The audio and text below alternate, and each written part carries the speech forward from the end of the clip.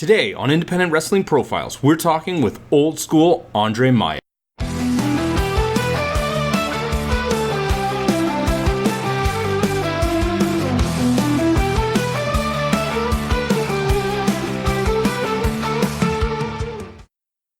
But the place that I always want to start off with, because it is primarily for wrestling, is your history with wrestling. When did you first become a fan of wrestling, which I have to assume was the natural step before becoming a wrestler? Oddly enough, when I was really, really young, I watched the wrestling that came on like CBC television in the mornings, which I think was just like WWF's Superstars of Wrestling or something, where it was like, Bob Smith versus, the $1 Million Man or something. So, Bob Smith was getting done pretty quick. And then usually like the main event, it was just a bunch of those. And the main event was usually like a decent match between two sort of people at the mid-card level. But I kind of fell out of it. Didn't really spend a lot of time watching it between like being really young and then like teenagerdom, but like somewhere around probably about 14, 15, I was at a friend's place and we were watching. I was always a big comic nerd, right? I was always big into comic books, still am. And they were watching. My cousins were really into it. I went over and stayed with them for a weekend, and we were watching like SmackDown.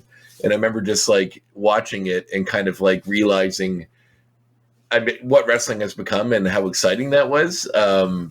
As far as like the level of the theatrics, the stories, it was such a bigger, brighter thing than it was remembering it as a kid.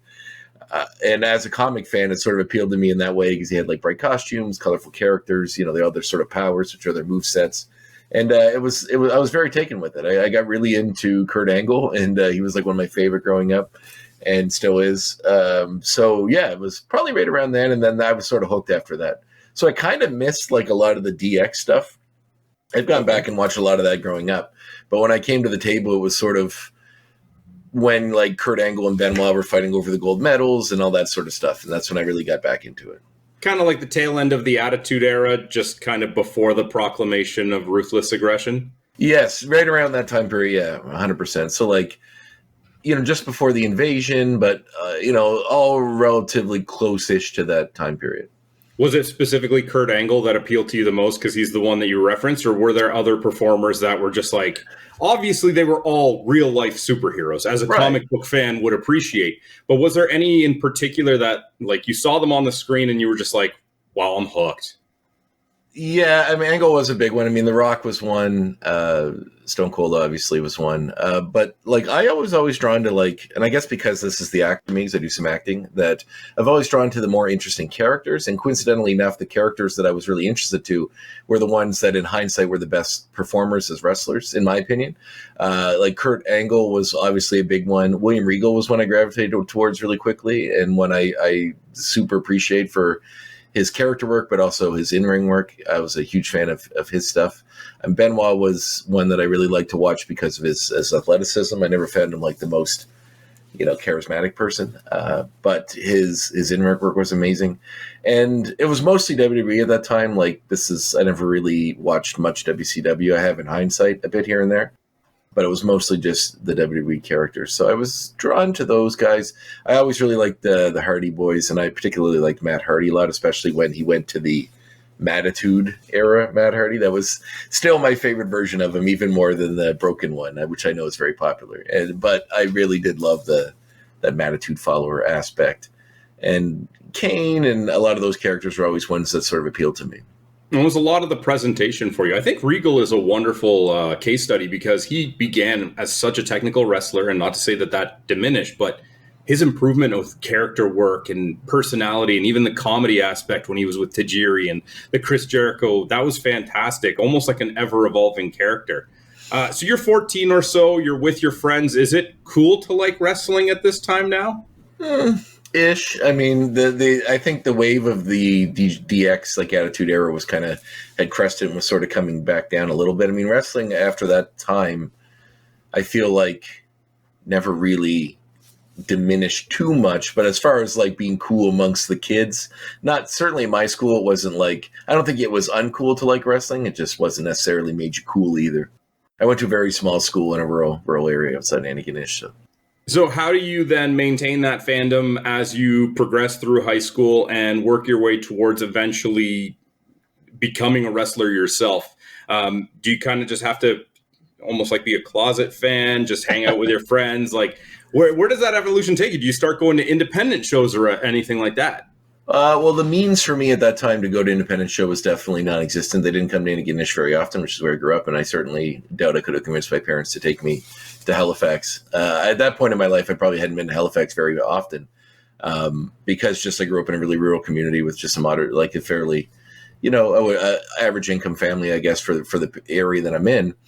So it wasn't like I had the opportunity to go to a lot of the shows. I believe my brother had when he was really young, perhaps when they'd come to Indiana. He's about 5 years older than me, but I never got that chance. I had a friend who was really into wrestling, and he was sort of my lifeline because I didn't have cable either. So he would record it on VHS for me and then give me the tapes, and I would watch it at home. And that's how I kind of managed to keep up with what was going on until my parents eventually, like when I was 17, maybe or 16 or 17, got a satellite dish, and then I could watch it on television and watch the pay-per-views, which I would have the friends over and watch them. It's amazing. Not enough people appreciate what you just said about tapes, but I remember back in the day, I forget which sports channel was here in Ontario that had it, and a friend of mine used to record it, and I would go and pick up the VHS from his mailbox every Tuesday morning so that I could watch the previous night before, and then I'd have to go back to his place to put it in the mailbox for the following week. We definitely had to work for it back then. Yeah, it's true. You really did have to work for your fandom. And especially back, it was almost like having a drug dealer, like he would give you the tape and you'd take it away and then, just get really into it and another tape. It's not like he was getting anything out of it, I guess, just because he's helping his friend out. But it was a very sort of clandestine exchange sometimes where you're just kind of meeting in the library at school to get the tape and catch up on what's going on, mostly just Raw and SmackDown. But then when my parents got the satellite dish, I would record them all myself on VHS tape for like posterity, I guess. Like I assumed I would go back and watch every single episode of Raw and SmackDown. I had like hundreds of VHS tapes, probably still do at my parents' house somewhere, that have every episode of Raw and SmackDown on them from probably 2000 to 2001, maybe to 2003 when I moved out. And I feel like I still recorded them for a bit when I went to college in 2003. So I don't have them anymore, but I definitely had reams of tapes of SmackDowns and Raws and pay-per-views. So where were you at? What point of your life were you at when you actually decided that you wanted to try wrestling school yourself, that you wanted to try, well, maybe not wrestling school, maybe you started with backyard wrestling, but where you wanted to make that transition from fan to performer? Oddly enough, it was Chris Cook, who I would credit as getting me involved into wrestling, who's another wrestler here on the East Coast. But when I had a friend over one time and I was just going to a show and I hadn't, like, there's like an ad up that was like a show in Truro that was going on somewhere at a boxing club.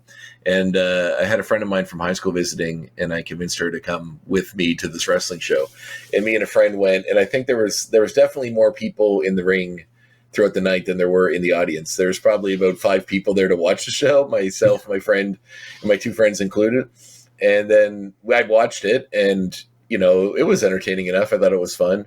Afterwards, the people that ran it had mentioned to me, this wasn't Chris, it was a guy named Ryan Deering, who was or Sean Deering, sorry, who was around at the time, and then Lance McLeod, I think, was his partner, and they were like, "We're a big guy, you should get into wrestling." And so literally that was it.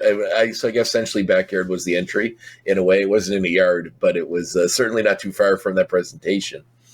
But I had gone and did a couple of those shows, but through that I'd met Chris Cook, and he was from DeBert, which is outside of Truro, but he was going through wrestling training. And a year or two later, he had reached out to me to come back because I thought about it after doing a couple shows. Those guys didn't do any more shows and just sort of went away. But then he had convinced me to come out because he was going through training and he was sort of passing on what he was learning to people locally, myself included. So I'd kind of gotten secondhand training, I guess, through him, and eventually went on to perform. First as, I think it was the answer, Eric Edwards. And that was just as a good character, a good guy. I turned heel maybe like 3 months in and then shortened it to just the answer. I believe Troy Merrick had suggested that. And then I just became the answer for a very, very long time. So you started performing almost immediately when you started training? There wasn't like a period of time where you were hitting the gym, doing the training, going and doing the lessons before they threw you in. It was kind of almost like a trial by fire. Kind of, yeah. I was already going to the gym and stuff, like, at that point. So I had already had a basis of, somewhat of a muscular growth there, and leaned up a bit and stuff, because I hadn't been the first time around. But when I was really maybe 20, I went to the doctor, and he was like, your blood pressure's a little high. I think I was maybe 19. So maybe you should focus on eating better or something. So I got a gym membership and started going to the gym. And that's sort of what started that. And then everything went back to normal after a month or so. But then, yeah, so I'm not super proud of my entry into wrestling. I'm certainly not going to lie about it. It's not the traditional route. Every once in a while, I remember watching, I think it was the 205 Live when they started doing the Cruiserweight Classics before that, where one of the wrestlers, or maybe one of the UK guys, they announced him as self-taught or something, which I thought was interesting because you don't hear that very often. There's sort of a lineage in wrestling that you need to have been trained by someone. That's one of the first questions wrestlers you meet will ask you is, who trained you? And, I don't really have a great answer. But, through the years and after 18 years of doing this, you sort of, after the first few years, I picked up a lot of the technical aspects of it, and then just sort of filled in the character work as time went on. So you never actually did an official wrestling school. It was always just picking it up as you go, I guess, making improvements, looking back and correcting any mistakes that you had, and maybe picking up pieces from different people that you were performing with? Yeah, mostly Chris, because Chris would pass on what he was learning at Gary Wildman Academy, which is Gary Williams' school.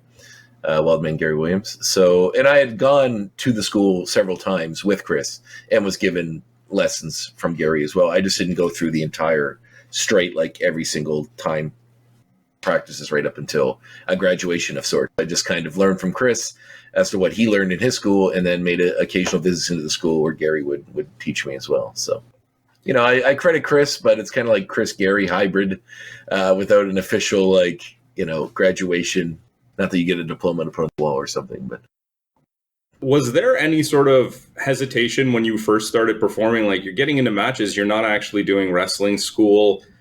Were you nervous? Did you feel almost foolishly confident that you knew it? And maybe later on, did you have a point where you look back and you're like, man, I really needed to do better at this. I was not doing this the right way. I'm sure if I went back and watched those matches, I would be very upset with myself for some of the decisions I made, but I didn't know any better, right? At that point, you're learning the moves, how to fall properly, how to take bumps and all that sort of stuff, how to run the ropes, but you weren't learning psychology, storytelling when it comes to wrestling. So that's stuff you pick up from watching wrestling. I mean, yeah, when you're young, there's a level of arrogance, I guess, that comes with that. I was never super arrogant, but I had been doing theater before, so I was a little comfortable performing in front of people because I picked it up doing theater work. So that I brought a bit of that to the table. As far as the moves and stuff go, I'm probably more nervous now than I was then, because I'm more focused on making sure the beats of the match that I want to get are, I memorize the parts of the match I want. I want to get the things I want, the storytelling stuff over. So I'm knowing more about how to structure a match and what you want that match to come off as. I'm probably more nervous now making sure those beats are hit and the match goes off the way I want than I was when I didn't go into it thinking about I had to do anything. I just thought, good guy does some stuff, bad guy does some stuff, good guy does some stuff, bad guy does some stuff, good guy or bad guy wins. But now that you kind of know the psychology and how to structure matches, I'd say I'm more nervous now to make sure those beats happen. Do you have any particular matches that were memorable for you in a reflective state, or even a surreal state where you were like, wow, okay, now I've got this, but I can't believe I'm actually doing this, and I can't believe I'm in the ring with so-and-so? Yeah, I'd say they're probably the same. It's right around the time I would probably work with people that would be quote-unquote names in the business that I would be in the ring with, and then I would get positive feedback afterwards. So right around then is when I was like, well, maybe I know somewhat of what I'm doing here. One of the early ones would have been Bushwhacker Luke Williams, who was one of the Bushwhackers. He was out here quite a bit, and I'd worked with him extensively on a tour here or there. But the biggest one was probably Lanny Poffo. My character was as a heel, was an arrogant genius type character. And, Lanny, of course, had done that in the past as the genius for the WWE. So when he was out here on a tour, we sort of connected because we were working each other. And, I had this idea. I said, well, you did all the poems before. Why don't I do like a poem putting down? We'll do a poetry contest to start the match. So I will like make up a poem and really put down the area, and you say a positive one. Then when the crowd is cheering to vote on who wins, and they're cheering you, obviously, I'll hit you from behind and we'll start the match. And he loved the idea, and it went over really well every night. And he was just such a cool guy to be in the ring with and to learn from. And, he gave me a lot of positive feedback. He was very welcoming and very accepting of any ideas I brought to the match. He was really fun to work, and we had a really good time. He's incredibly athletic due to his age at the time. He was still doing the sky drop as a finish and everything. So it was cool. And like, you got to open up your character work a bit. There was other people around. Like, there's a photographer that was in a wheelchair that was part of the show. He was just taking the pictures, but he wanted to be involved. So he included him in the match where I tripped over his wheelchair and I, yelled at him. And then Lanny came out and we did a whole spot around that. It was really interesting.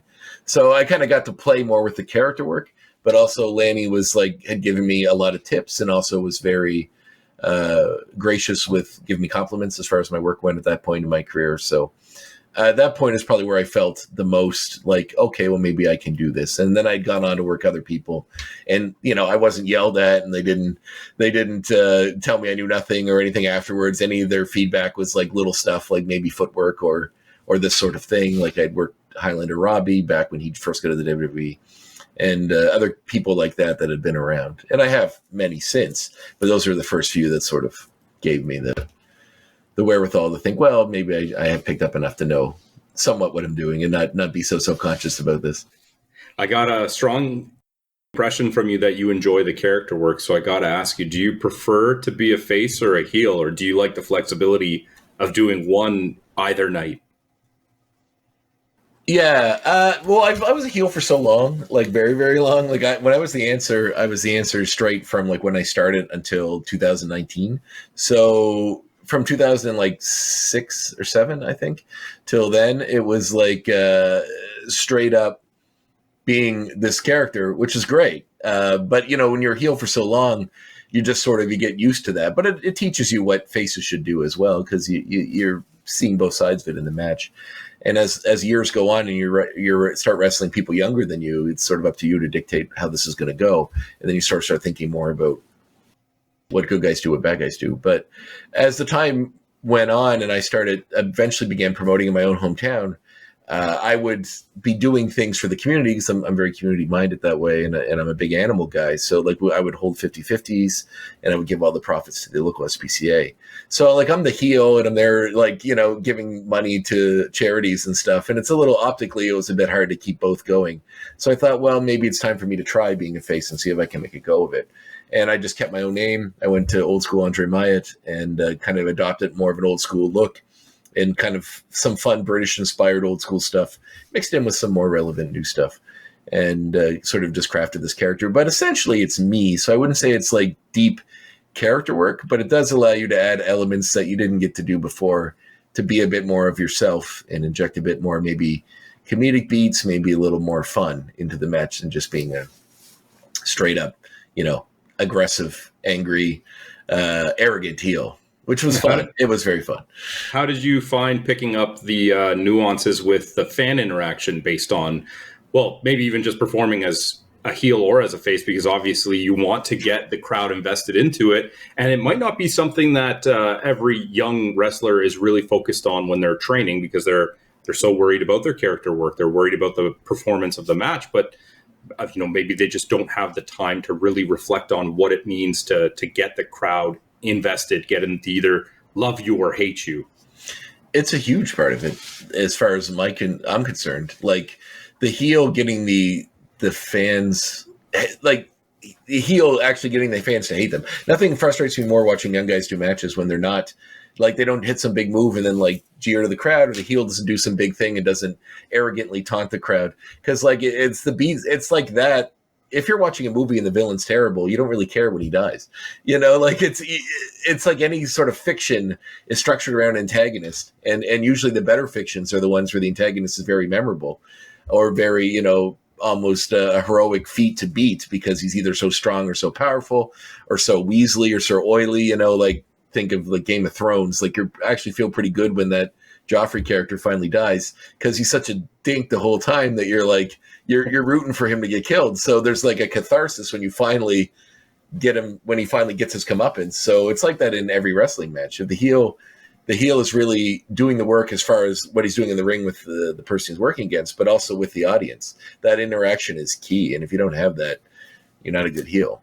But part of that too is something like, speaking about Regal, when it comes to your character work, especially as a heel, you can't be afraid to look silly. Like you really, and it's like that in anything, in acting too. You can't be afraid to make a choice or to be in a situation where you look kind of dumb or silly, because that's what brings a lot of the entertainment to it. And some people are too worried about being cool or looking cool. And with wrestling, like I think a lot of people forget that there's a theatrical performance aspect of it as well. Aside, it's just hitting cool moves and putting people in their heads. The amount that people hated Joffrey is a testament to how well the actor portrayed the character. 100%. But at the same time, people that are watching him on the screen and detesting him aren't seeing him in their local community doing charity work and promoting the local show. And then that night going in and seeing him in the ring and being like, I'm supposed to hate this guy, but like he was just donating to animals. So, the deck's a little stacked against you in that situation. Sort of my takeaway from it. I remember one time, I won't name any names, but I was on a show where there was a guy that was coming out and he was walking out to the audience and he was supposed to be the heel. And some people that he knew were like cheering him or something in the front row. And he goes, "Stop it, I'm supposed to be a bad guy." And he said it like audibly loud enough so that people around them could hear it too. And I'm like, come on, man. Like, I get that wrestling, the mystique of wrestling is gone. But it's like watching a stage play. I know that that actor is not Julius Caesar, but for the 2 hours I'm watching the play, I want to believe he's Julius Caesar. And if they does something that takes you away from that, it takes you out of the takes you out of the stories. You want to stay in that belief for at least the time period of the show that this is what it is. So do you have any immediate or even long-term goals where you'd like to take your wrestling career from this point on? Maybe some companies you'd like to work for, some places you'd like to travel to, or even some people you'd like to square up against? Oh, that's a good question. I've just turned 39 a little while ago. My body's still holding up all right, but I'm also at the point I've noticed some of my contemporaries have hung up their boots, and I don't feel like it's in the immediate future, but I don't feel like it's in the distant future either. So that's something, unfortunately, that I'll probably have to contend with at some point in my life. Thankfully, I don't think I'll ever be away from it. I think I'll still promote. I'll still do shows, still be involved as a general manager or something, still be the face of it, I guess, in some ways. But I also don't foresee huge going to WWE stuff at this point in my career. Obviously, age-wise, I'm a bit beyond what they're probably looking for, unless I was like a huge indie star, which I'm not. But for those, I'm trying to be realistic with those aspects. I would really like to go to England. I've never done that. That would be really high on my list. I do really respect British style wrestling and would love to mix it up with some of those folks. I have traveled a bit. I've definitely done all the Maritime and Atlantic provinces, and I've been to Winnipeg to wrestle, but I would like to go to Europe at some point and maybe somewhere in the States and do it as well, just to get a few of those experiences under my belt before I, hang it up, as it were. But, even Toronto would be interesting. I have met contacts from there that I've been on shows with, and it would be cool to just go experience different crowds, different styles in different places and get to know the locals. Mexico too would be great. So, anywhere and everywhere. If anybody wants to have me, I would happily go out. I did really enjoy going out to Winnipeg. It was really fun working for Tony Condello out there and kind of getting a feel for those areas. Don't have to restrict yourself to realism here, but who are some of the dream opponents? Let's stick to at least active performers. Sure. I mean, even though he's like, I do have a lot of respect for him as a wrestler, and he's been around forever. So like a guy like Chris Jericho, I think would be super interesting to work because he always physically he's there still. I mean, he's an older guy, but he's still working at a pretty high level for a dude of his age, but he's very creative. So like he always coming up with cool, different, unique, interesting things. I'm a big fan of different, and he keeps reinventing himself and doing that a lot, which I really respect. So he would be one that I would be pretty excited to work with on that level. As far as like the big guys right now, I mean, Gunther's really impressive. I dig him. And or is he Gunther now, right? It was Walter before. Gunther, yeah. Gunther, yeah. Sami Zayn, Kevin Owens. These are guys that I really like. I've always loved Christian as a performer, as a wrestler. He's still out there doing amazing work. And there's a lot of cool guys around. So I wouldn't say that I mean, like Regal, Daniel Bryan, I guess, would probably be the biggest one. Let's go with that. He's a guy that really respects and pays homage to the British style. And I would really love to work that guy, as well as Trent Seven. Big fan of him too. Awesome. Yeah. He's been around the Ontario scene. He was recently here in Halifax working for UCW. Unfortunately, I was not on that show, but maybe someday. Accepting the fact that perhaps your time in the ring might not be prolonged for too much longer, I know that you have many projects that you do outside of the ring that would probably keep you busy. So why don't you tell us a little bit about what you do when you're not wrestling? Because I know that there's a lot. Yeah, well, I'm a graphic designer generally, which has helped someone with wrestling as far as doing wrestling posters. I do a lot of them for their promotions. I design shirts. I designed that shirt you're wearing, in fact, for Charlie Hubley, and I do my own shirts and stuff too, connected to wrestling, signs, poster stuff. I do, but I generally my own business. I have my own business doing social media, graphic design work, websites, that kind of thing. Aside from that, I'm an actor. I do stage work. I've been in some film stuff in Halifax. I'm currently working on that show, The Institute, the Stephen King adaptation they're doing in Halifax here and there. Mostly background for that one, but I am in the Actors Union, so it can be a bit of work doing that. I am a trivia host. I host trivia at two different places here in Truro, the Blunt Bartender and Truro Brewing Company. I also host a few other things at events. I do vinyl nights where people bring records to a local bar, and I host movie nights at the same bar where we show films and hang out. I'm a big movie guy, so it's I've always been sort of an advocate that if your town doesn't have the things you want in it, like the events you want to go to, then you should do them. And so I kind of somehow worked that into, a fun little side gig doing that sort of work. I feel like that's most of it. I feel like I might be missing something. But that's the bulk of it, I believe. You're a podcaster as well? Yes, podcaster. That is true. I know that one from firsthand experience, so I can't imagine you don't bring it up. I have my own podcast called the Graphic Histories Podcast, where I interview people related to comics and like nerddom in general. And I'm also on another one called X-Rated, the X-Men Animated Review Show, where me and Davin Skellhorn watched and reviewed all the episodes of the original X-Men 90s cartoon, and then did the new series. And then we we're caught up now, so we're sort of we did the movies, and then we have some guests on here and there. The last episode we did last night, we reviewed our top 10 favorite mutants from the Marvel Universe. My number one was Namor the Submariner, in case you're wondering. Didn't expect that. Number 2 was Quicksilver. So, okay. But we are moving on to doing not Wolverine and the X-Men. What was X-Men Evolution? I think we're gonna start doing. So that's a lot of episodes. I've never actually watched it. So Wolverine and the X-Men was only one season. I think it was like 23 episodes. Oh, really? Well, that's handy. No, yeah, perfect. Look at that. It's the only Blu-ray that I still own after my collection was stolen. Your collection was stolen? Oh, no. I'm a huge Blu-ray collector. Like, I got like thousands of them. So that's terrible. How did your collection get stolen? When my daughter was born, we needed to make some space in the living room. And we were living in an apartment building. So I took all of my DVDs and Blu-rays out from the living room where they were being stored and put them into the storage locker so that we could set it up for her toys and stuff. And somebody broke into the storage locker and made off with the box terrible of DVDs and Blu-rays. I just kept that one out of it because I had difficulty tracking it down on Amazon. I didn't want to get rid of it. So good thing you did. At least you kept that one. So I just want to ask you, because obviously loaded question and there's way too much there, but your history with comic books, where did that start and what are some of your favorites? Oh, yeah, I don't remember a time I wasn't reading them. So I'm assuming my brother, perhaps I might have picked them up from him, and then my mother had kept it going. But that's my whole life as a child. I always read comics, and there are a lot of that I really love. I've come to later, and I've come to appreciate, better writing, better storytelling. But the first love, and still is, would be Spider-Man. He was always my favorite. So I still I don't collect as many of the single issues as I used to, just for space. I mean, I do collect stuff, and as you can see, I have a lot of ephemera around me. But for comics, I still collect Spider-Man pretty avidly. I'm still a big fan of that character, always have been, and his extended universe. But obviously, I have an appreciation for X-Men that's come a little later in life. And as far as like, I mostly follow writers more specifically than characters nowadays.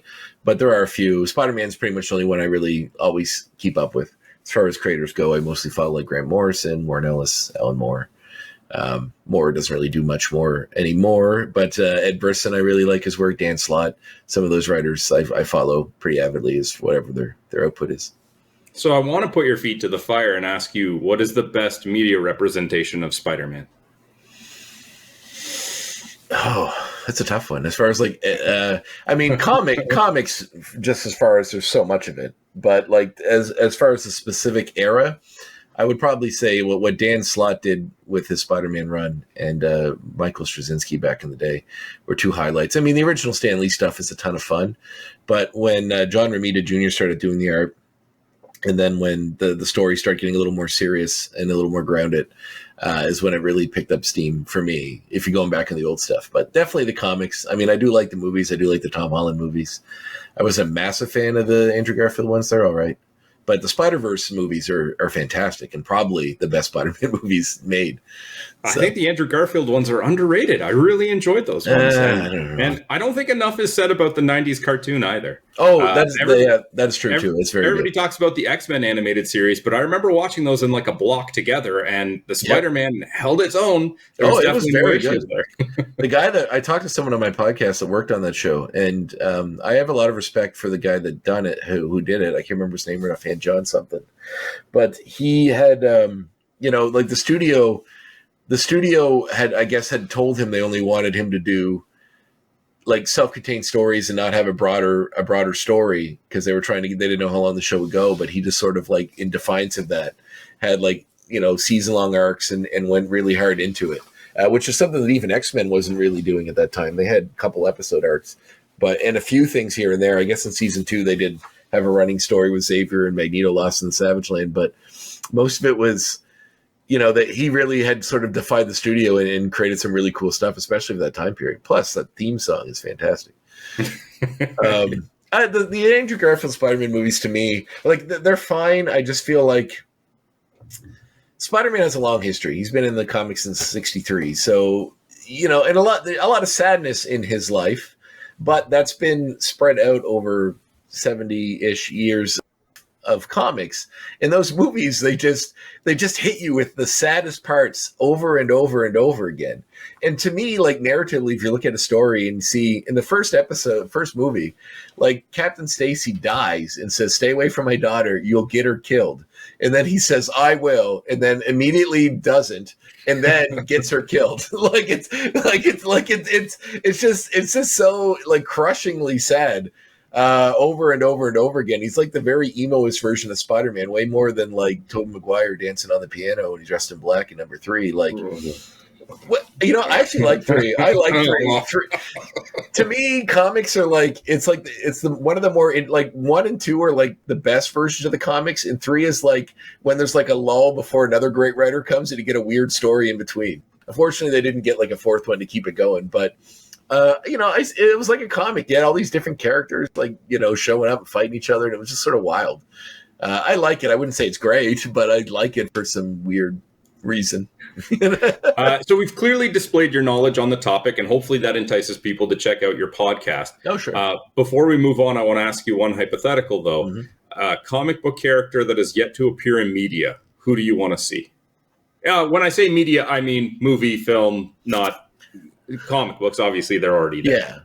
Well, that's a big question because Marvel has brought a lot of them into the comic world that I never would have expected. Like the entire cast of Guardians of the Galaxy, I never would have expected. Didn't know who they were before the movies, and the movies were like fantastic, and I loved them. I was always in comics a huge fan of Thanos, so even to see him in movies, I was like totally surprised. When he first showed up at the end of the Avengers, I was so happy, and then I was like, wild that I would get to see him on screen, let alone eventually like the Collector and all these other strange. I like a lot of space characters we haven't seen yet. I guess we have seen the Silver Surfer before, but not Marvel's version of it, and I've always really dug that.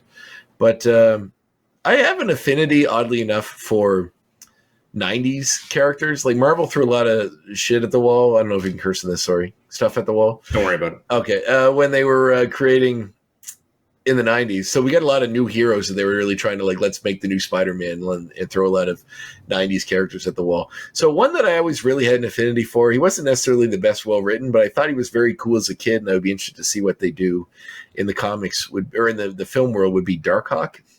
He was a very 90s character. He was a kid that found a amulet in an amusement park that would make him swap bodies with this robot android thing that he would like be in the brain of, but it was a cool costume. It was really fun. I've always had a real affinity for horror characters too. And Marvel has sort of gotten into that. We have seen Ghost Rider on Agents of S.H.I.E.L.D. and characters like that. Man-Thing would have been one I said, but now thanks to Werewolf by Night, he's in there as well. So there are a few horror characters that, I wouldn't mind seeing make the jump.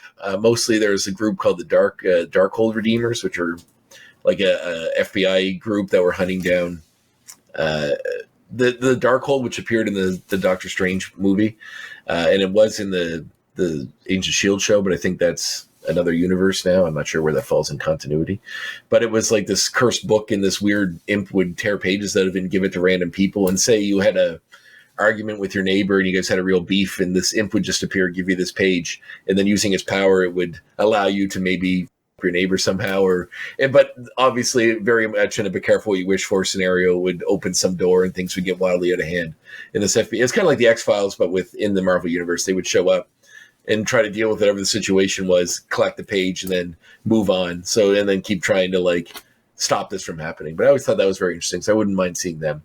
But bigger cosmic level stuff like Jack of Hearts or Morg or some of those other cool Blastar. So I think with the Fantastic Four movie, we'll see some of those. So I'm excited about that. And a real version of Galactus, like an actual physical large version of Galactus with a purple helmet and everything, which I'm excited to see too. So I want to see something a little more grounded. Gambit was always my favorite character, so I want to see like a gritty movie take on Grifter, which I always feel was like a Gambit the Wildstorm character. Yeah, from the Wildcats. Wildcats, yeah, okay, cool. You might. I mean, it sounds like Authority characters are playing into the new Superman movie James Gunn's doing, so maybe. Can you please let everybody know where they can find you online? I'll try to put as many of your many links in the description as possible, but just let people know again who you are and where they can find you. Great. Well, I'm just on Facebook, Instagram, Mr. Myette on Instagram, MrMyette. Just my name on Facebook. I think it says Old School in parentheses if you can't find me, but I don't think there's any other Andre Myettes out there. If there are, there's probably not a lot of us. The website for the graphic histories is graphichistories.ca. Or actually, it might be .com. Let me double check that. I believe it's .com. And then, and you can subscribe to that and wherever you get your podcast. It's on everything. And the X-Rated, the X-Men Review Show, there's a website for that as well, I believe. I'm not sure there is a website for that. I'll have to get on Davin about that. But you can get that wherever you get your podcast as well. New Breed Wrestling in Truro is a promotion that I run. But I work a lot for ECPW in Cape Breton. Sometimes for UCW in Halifax. It's not that much lately. But Supernova in Dartmouth, they travel around. And Red Rock Wrestling in PEI. So those are my usual haunts when it comes to the wrestling side of things. And Hubtown Theater in Truro, you can see me on stage sometimes. And occasional Halifax film work. I'm toiling around in the background or have a minor part here or there. This is why I hope that the descriptions are large enough to put your entire resume in there. That's right. That's right. Thank you again so much for doing this. I really appreciate it. Anytime, man. It's a blast. Happy to chat anytime you want. Thank you for tuning in to Independent Wrestling Profiles. Please help out the show if you can with a like, subscription, or review. We'll see you next time.